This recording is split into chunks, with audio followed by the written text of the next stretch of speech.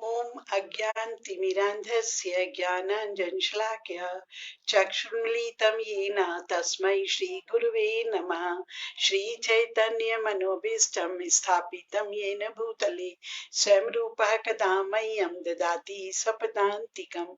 वन्देऽहं श्रीगुरोः श्रीयुत्पत्कमलं श्रीगुरून् वैष्णवांश्च श्रीरूपं साग्रजातं सहगणा रघुनाथान्वितं तं संजीवम्। हे कृष्णा करुणा सिंधु दीनबंधु जगतपते गोपेश गोपिका कांत राधा कांत नमोस्तुते। तप्त कांचन गौरांगी राधे वृंदावनेश्वरी वृषभानुसुते देवी प्रणमामि हरिप्रिये। वाञ्छाकल्पतरुभ्यश्च कृपा सिन्धुभ्यैव च पतितानां पावनेभ्यो वैष्णवेभ्यो नमो नमः।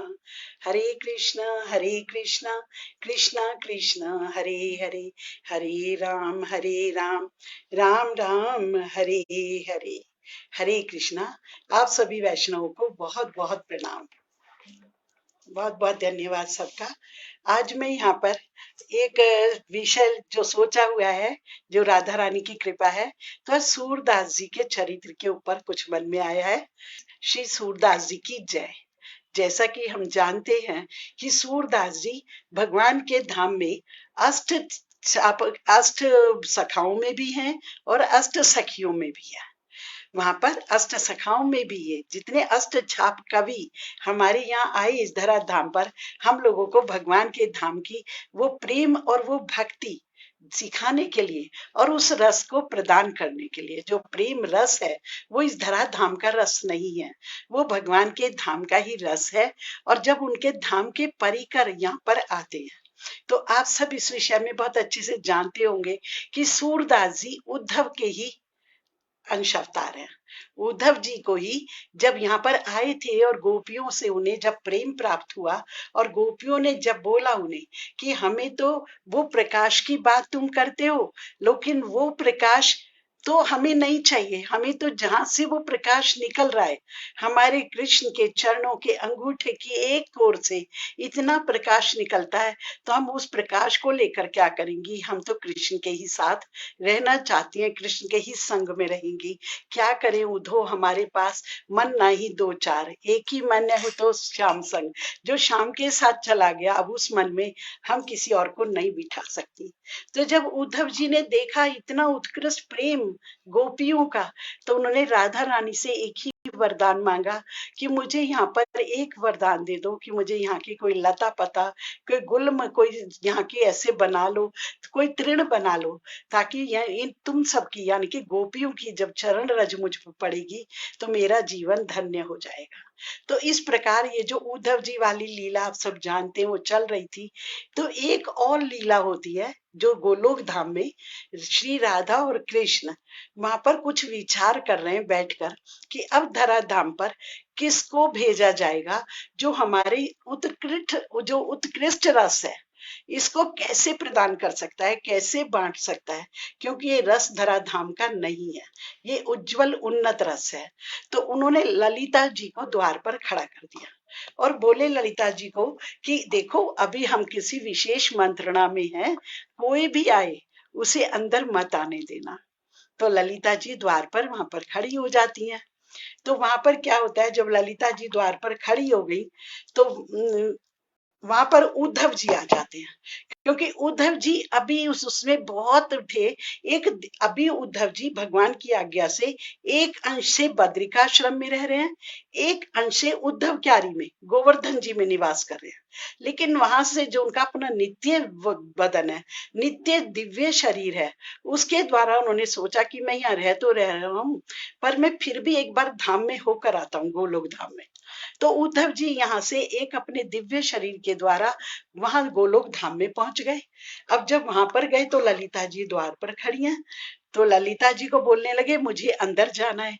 ललिता जी बोली नहीं नहीं, मैं तुम्हें अंदर नहीं जाने दूंगी, क्योंकि अभी अभी राधा श्याम सुंदर ने मुझे आज्ञा दी है कि हम विशेष मंत्रणा कर रहे हैं, तो किसी को भी अंदर मत आने देना।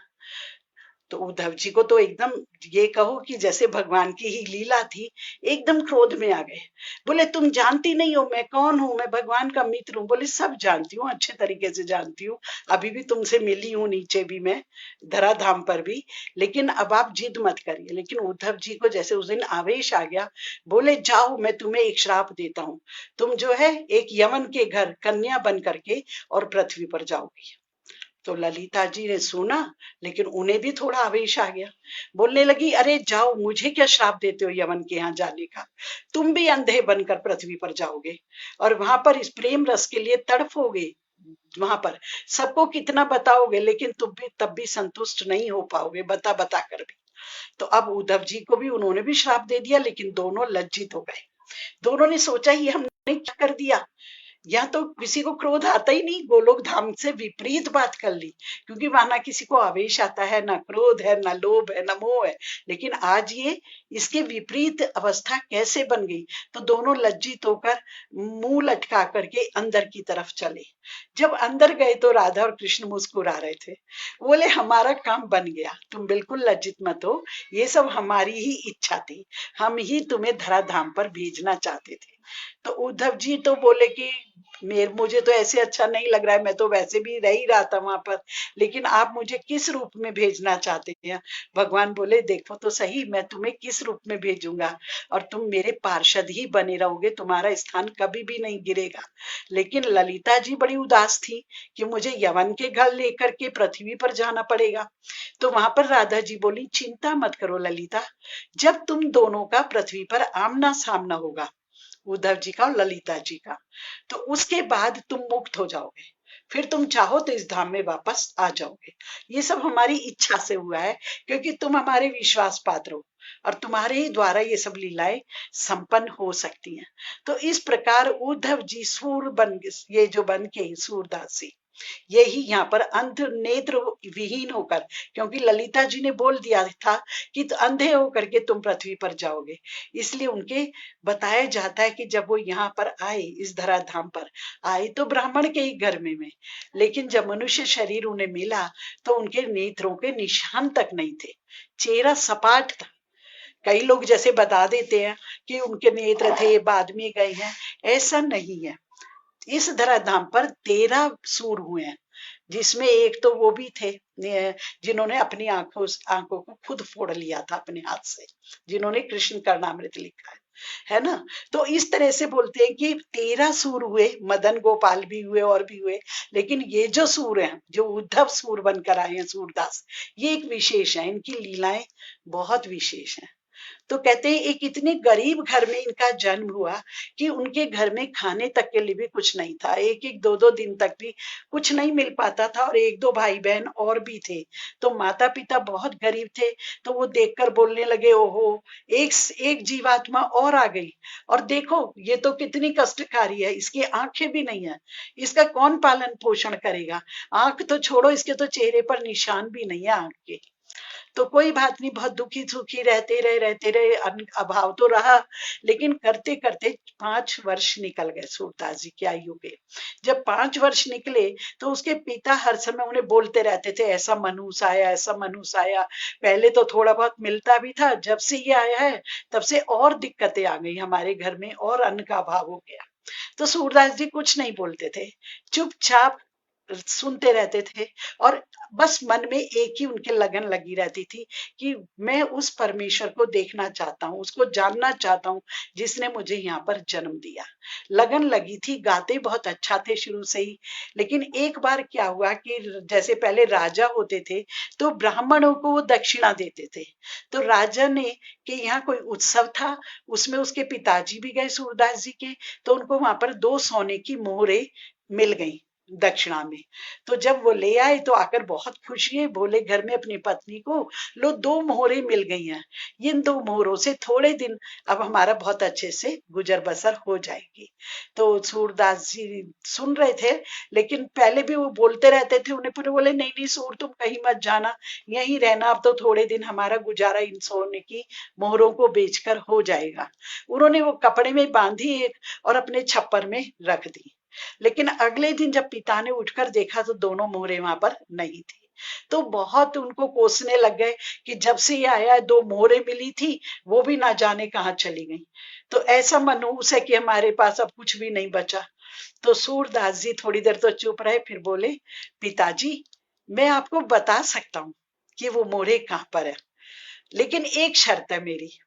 जब मैं आपको बता दूंगा कि वो मोहरे कहाँ पर हैं, आपको यदि वो मोहरे मिल जाती हैं, तो आप मुझे घर से जाने की आज्ञा दे देंगे। मैं फिर इस घर में रहना नहीं चाहता। तो पिता, उस समय तो मोहरों का लालच था, बोले, अच्छा ठीक है, मोहरे बताओ, फिर देखेंगे क्या करना है। तो सूरदास जी ने बोला, हालांकि आंखें नहीं है, लेकिन देखिए भगवान ने दिव्य दृष्टि उनको शुरू से दी है। तो वो बोलने लगे कि पिताजी, घर में हमारे चूहे आ गए हैं, और चूहों ने वो कपड़ा देखा है, उसको खींच कर अपने बिल में ले गए हैं। आप इस छप्पर के पीछे उस भाग में जाइए, वहां पर बिल खोदेंगे तो आपको मोहरे मिल जाएगी, लेकिन शर्त एक ही है कि आप मुझे घर से जाने से मत रोकिएगा। पिता ने कहा, हाँ हाँ ठीक है ठीक है, पहले देखते हैं मोहरे मिल जाए, फिर सोचेंगे क्या करना है। तो गए, तो जहां पर बताया था सूरदास जी ने, वहीं पर ही खोदा, तो दोनों मोहरे उन्हें मिल गई। अब तो बहुत खुश हुए, खोया हुआ धन जिसे प्राप्त हो जाए उसके तो फिर कहना नहीं है खुशी का। बोले, नहीं नहीं सूर, तुम एक काम करो, तुम अभी यहीं रहो, अभी तुम्हें जाने की कोई आवश्यकता नहीं है। सूरदास जी बोले, देखिए पिताजी, अगर आप मुझे रख लेंगे ना घर में, तो आपकी दोनों मोहरे फिर से खो जाएंगी। अब तो उन्हें फिर चिंता लग गई। बोले, ठीक है फिर बेटा, जैसा तुम चाहो वैसे करो। अब सूरदास जी की उम्र उस समय पर 5 और 6 वर्ष के बीच की बताई जाती है। चल तो पड़े घर से, एक डंडा ले लिया, और साथ में बस एक ऐसे अपने फटे पुराने जो कपड़े पहन रहे थे वो ही पहनकर निकल पड़े। रास्ता जानते नहीं थे, आंखों से दिखता नहीं था, लेकिन फिर भी भगवान के भरोसे जब निकल पड़े, तो आगे चलते चलते मार्ग में मन में एक आता था कि जिसने ये जन्म दिया है वो मेरा पालन भी करेगा। जिसने जन्म दिया, जिसने मेरे नेत्र नहीं दिए, वो मेरा पालन भी करेगा। तो मैं बस, गाते बहुत सुंदर थे, तो गाते गाते जा रहे हैं वहां पर रास्ते में भी बहुत सुंदर गा रहे हैं कि कहाँ है परमेश्वर, मैं उस परमेश्वर से मिलना चाहता हूँ। इस तरह करके भजन गाते जा रहे हैं, लेकिन अभी भक्ति जो हृदय में प्रेममयी है वो नहीं थी। सिर्फ पता था कि हाँ, परमेश्वर को पुकार लगाऊंगा तो शायद वो मेरा इस जन्म में उद्धार कर देंगे। तो जब चलते जा रहे हैं, चलते जा रहे हैं, तो वहां रास्ते में क्या होता है कि एक उनके किसी व्यक्ति की गाय खो जाती हैं। तो ये एक पेड़ के नीचे बैठे थे, तो वहां एक व्यक्ति आया और बोलने लगा, यदि कोई मेरी गाय ढूंढ कर देगा तो मैं उसे 2 गाय दे दूंगा, मेरी 10 गाय कोई चोरी करके ले गया है। तो सूरदास जी पहले तो बैठे रहे, लेकिन फिर उसे नहीं पता था, ये अंधेरन की पीठ थी उधर, पीठ पे हाथ मारा, भैया क्या तुमने बेटा देखा है मेरी गायों को किसी को ले जाते हुए? अब सूरदास जी से नहीं रहा गया, क्योंकि ज्योतिषाचार्य तो थे, अंदर दिव्य दृष्टि थी, ध्यान लगाया, बता दिया कि फला व्यक्ति फला गांव में तुम्हारी 10 गाय लेके आए। अब वो व्यक्ति बहुत खुश हुआ, वहां गया, उसको 10 की 10 गाय मिल गई। जब वापस आया तो 2 गाय लाया उनके पास, बोला, ये 2 गाय मैंने सोचा था जो व्यक्ति मेरी गायों को बता देगा उसे मैं 2 गाय दान में दूंगा। सूरदास जी की तरफ देखा तो हैरान रह गया, अरे आपको तो देख, तब तो मैं नहीं समझा था कि आपकी आंखों से नहीं देख सकते, आपके नेत्र नहीं है। तो सूरदास जी बोले, भैया मैं इन गायों का क्या करूंगा, मेरे तो अपने जीवन का कोई ठिकाना नहीं है, तो मैं इन गायों का पालन पोषण कैसे करूंगा, मैं नहीं रखता। लेकिन नहीं, वो व्यक्ति नहीं माना, बोला, नहीं मैं आपको गाय भी दूंगा, एक आदमी भी दूंगा जो इन गायों की देखभाल करेगा, और एक छोटी सी कुटिया भी बनाऊंगा। तो उस व्यक्ति ने उनके लिए कुटिया बना दी, एक व्यक्ति दे दिया जो उनकी भी देखभाल करता था और गायों की भी देखभाल करता था। अब तो क्या होने लगा कि जिस किसी की कोई चीज वस्तु खो जाती या कुछ पूछना होता तो सूरदास जी के पास आ जाते। अब सूरदास जी को पैसे की कोई आकांक्षा कामना नहीं थी, लेकिन फिर भी जो भी आता था थोड़ी थोड़ी भेंट दे जाता था अपने आप से। अब तो करते करते सूरदास जी का बड़ा सा आश्रम बन गया, सूर स्वामी हो गए, सब लोग सूर स्वामी बोलने लगे, और इस तरह उनको 10 वर्ष बीत गए वहां पर। फिर एक दिन मन में ध्यान आया, किसी को देखकर कोई भक्त जा रहा था उधर से, भक्त को पर जैसे ही दृष्टि पड़ी, उनके मन में आया, अरे निकला था हरि भजन के लिए, और ये मैं कहाँ स्वामी बनने के चक्कर में पड़ गया, और मैं खुद गुरु बन गया इन सब का, मेरा तो अभी तक कोई गुरु नहीं है। मुझे तो पता ही नहीं है मुझे कैसे भजन करना है, कैसे भगवान की प्राप्ति करनी है। और मैं तो यहाँ मेरा आश्रम बन गया, इतने अनुयायी हो गए। तुरंत उसी रात को तभी उन्होंने जैसे ही मन में विचार आया वहां से उसको छोड़ दिया और उनको बोल दिया किसी अपने एक सेवक को कि इस सब धन को कुछ तो मेरे माता पिता को देना और कुछ तुम लोग सब रख लो, मुझे इससे कुछ लेना देना नहीं है। और वहां से चल पड़े। अब चल पड़े, उन्हें पता नहीं है कहाँ जाना है क्या करना है, लेकिन किसी ने रास्ते में बोल दिया भैया अगर भगवान की खोज करनी है तो मथुरा वृंदावन जाओ। अभी वो आगरा में थे समझो, आगरा से आगे आगे बढ़ते जा रहे हैं तो आगरा मथुरा के उसमें एक रुनकता गांव आता है, तो रुनकता गांव तक वो आ गए वहां तक। और फिर किसी व्यक्ति ने बोला जो उनको वहां तक ले आया, बोला अगर भगवान को ढूंढना है मैं मथुरा तक आपको पहुंचा देता हूँ। लेकिन वहां रुनकता गांव में आए तो बताया ये यमुना जी भी है साथ में।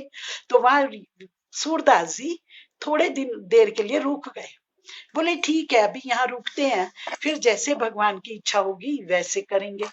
अब रौनकता गांव में रहने लगे। लेकिन हुआ क्या, प्रसिद्धि यहाँ भी फैल गई। जिस व्यक्ति का कुछ खो जाता कुछ होता फिर वो आ जाता। पर सूरदास जी ने अब मना कर दिया, अब मैं कोई आश्रम कुछ नहीं लूंगा, कुछ नहीं बनाऊंगा। अब मैं जिसकी खोज में निकला हूं मैं उसी को प्राप्त करूंगा, मुझे कुछ नहीं लेना। और अब क्या बताते थे, जो भक्त होते थे उनको तो बताते थे, जो संसारी लोग आते थे अपनी चीजें पूछने के लिए उनके लिए बिल्कुल मूड हो जाते थे, गांव चुप हो जाते थे गूंगे के जैसे कि नहीं नहीं मुझे नहीं मालूम। लेकिन हाँ कोई यदि कुछ और बातें पूछता, उपदेश देते थे। धार्मिक उपदेश उन्हें बहुत अच्छे थे, उनकी शिक्षाएं बहुत अच्छी थी, वो सबको देते रहते थे। तो करते करते क्या हुआ, एक बार रौनकता गांव में रह रहे थे। अभी यहाँ रहते हुए भी उनको काफी समय हो गया था, 8-10 साल बीत गए थे। समझो उनकी आयु अब हो गई थी 23-24 वर्ष की। तो एक दिन भगवान की कृपा से वहां पर, भगवान का तो सब कुछ प्लानिंग है, हम लोग नहीं समझते हैं। तो वहां पर वल्लभाचार्य जी जो पुष्टि मार्ग के हैं, श्रीनाथ जी के मंदिर में जो गिरिराज जी में सेवा करते थे, एक बार उनका दल वहां पर आया भक्तों के साथ। वो सब रौनकता गांव में आए और वहां भगवान का भजन कर रहे हैं, जोर जोर से कीर्तन चल रहा है। तो सूरदास जी एक व्यक्ति से बोले भैया ये कहाँ चल रहा है, कहाँ से मुझे कीर्तन की आवाज आ रही है। तो उसने बता दिया कि वहां पे श्रीनाथ जी हैं गोवर्धन में, गोवर्धन जी में। तो उनके जो मेन पुजारी हैं वल्लभाचार्य, भगवान के ही अवतार माने जाते हैं, वो यहाँ पर अपने शिष्यों के साथ आए हैं। तो बोले ठीक है, फिर वो आए हैं तो भैया हमें उनके दर्शन करा लाओ। ले स्वामी जी आपकी आंख नहीं है, कुछ नहीं है, कैसे जाएंगे यहाँ से, आपके घर से उनका जो डेरा उन्होंने डाला है वो दूरी पर है। बोले भैया हम तो नहीं देख सकते, लेकिन वो वल्लभाचार्य जी तो हमें देख सकते हैं, तो वो हमें देख लेंगे। आप बताइए, हमें ले चलिए बस एक बार। तो वो व्यक्ति जो था वो उन्हें हाथ पकड़ के और उन्होंने उसके कंधे पर हाथ रख लिया और उसके पीछे पीछे चल पड़े।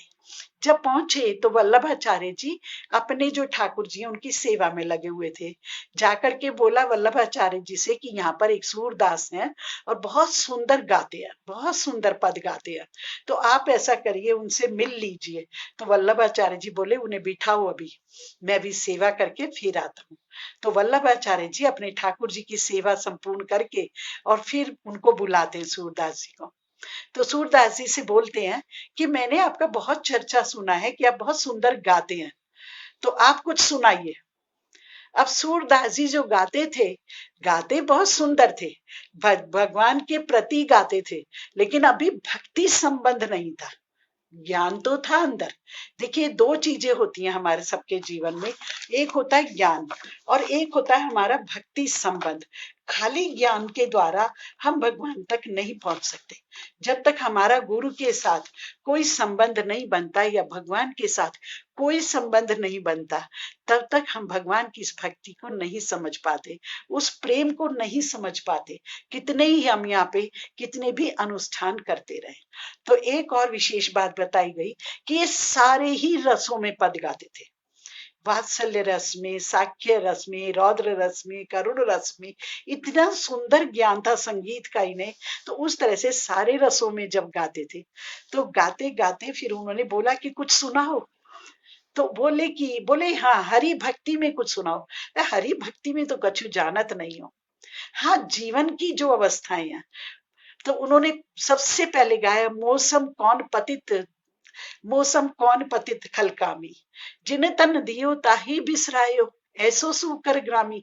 जिसने मुझे शरीर दिया उसी को मैंने बिसरा दिया, मैं उसके बारे में कुछ जानता भी नहीं हूँ, इसलिए मेरे से बड़ा पतित कोई भी नहीं है। लेकिन वो बोलते हैं, वल्लभाचार्य बोले ठीक है ये सही है, कुछ और सुनाओ। तो अब कुछ और सुनाने में बोले कि मैं तो सभी पतितन का शिरोमणि हूँ, उनका दास हूँ, सभी पतितों का दास हूँ। तो वल्लभाचार्य बोले ये तो अपनी कथा व्यथा सुना रहे हो, अपना नहीं सुनाना। जब भगवान के सामने बैठते हैं तो उन्हें पता है हमारी स्थिति क्या है, वो सब कुछ जानते हैं। जब सब कुछ जानते तो हम अपना क्यों गुणगान करें? हम कैसे हैं, बुरे हैं, बावले हैं, कैसे हैं, उन्हें सब मालूम है। उनको ये सब कथा व्यथा नहीं चाहिए, कुछ भगवान के गुण सुनाओ, कुछ भगवान के सुनाओ। बोले इसमें तो मैं कछु जानत ना हूं। तो बोले फिर एक काम करो, यमुना जी में स्नान करके आओ। सूरदास जी गए, किसी को साथ लेकर यमुना जी में स्नान करके आए। तो वल्लभाचार्य जी ने कितनी कृपा करी, उनके शीश पर अपने दोनों कर कमल रख दिए। बोले अब गाओ, अब देखो। तो अब तो उन्होंने गाना शुरू कर दिया, चरण कमल बंदो हरि आई। मैं तो उन चरण कमल के में जाता हूँ, जिन चरण कमल के लिए लक्ष्मी जी भी तरसती हैं, जिन चरण कमल के लिए सारे भक्त तरसते हैं, उन चरण कमल की तो बहुत श्रेष्ठता है।